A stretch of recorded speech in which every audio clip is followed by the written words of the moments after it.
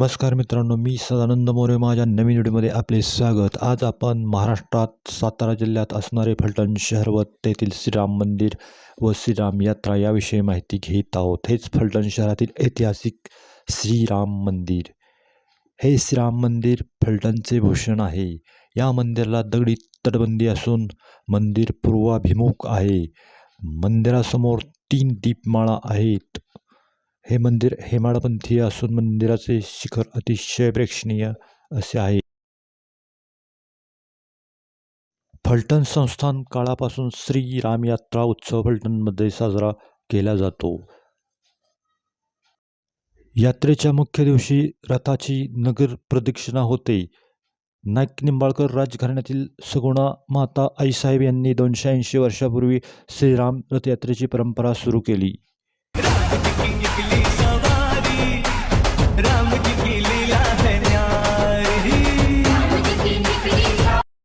दरवर्षी मार्गशीर्ष शुद्ध प्रतिपदेला म्हणजेच देव दिवाळी दिवशी सजवलेल्या रथातून प्रभू श्रीरामांची नगर प्रदक्षिणा होते. राजे घराण्यातील मान्यवरांच्या हस्ते रथाचे पूजन केले जाते. या ठिकाणी प्रज्वलित केलेले दीपमाळ व सजवलेले मंदिर. प्रभू श्रीराम सीतामातेच्या मूर्ती रथात ठेवून पूजा आरती केली जाते. फळे फुले पाने विविध रंगी निशाणी आणि उसाच्या मोळ्या बांधून सजवलेला रथ नगर प्रदक्षिणेला मार्गस्थ होतो.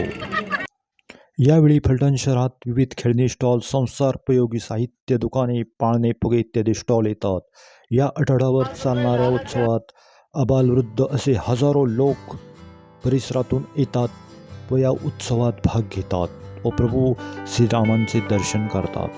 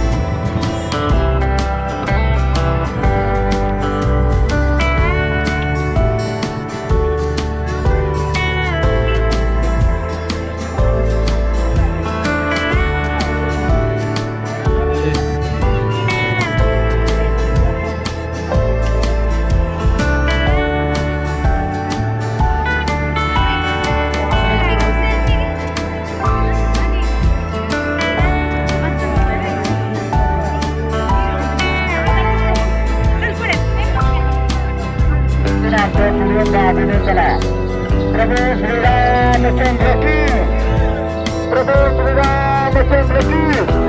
चला पुढे चला. रथाच्या चाकापासून अंतर पुढून बाजूने चला. स्त्रियांना महत्वाची सूचना. आपण आपली मूल्यवान नागरागिनी स्वर पाठी सांभाळून राहा. धातूपासून सावध राहा. धातूपासून सावध राहा. चला चला पुढे चला. चला चला बाजूने चला. रथाच्या चाकापासून अंतर पुढून बाजूने चला.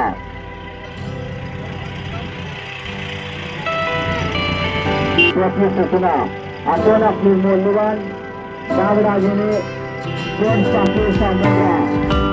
धातूपासून सावध राहा. धातूपासून सावध राहा. चला चला पुढे चला. चला चला बाजूने चला. पुढे पुढे येत आहे. रथाच्या चाकापासून अंतर पुढून आपण आपली मौल्यवान नागरागिनी स्वर पाठी सांभाळून राहा. धातूपासून सावध राहा.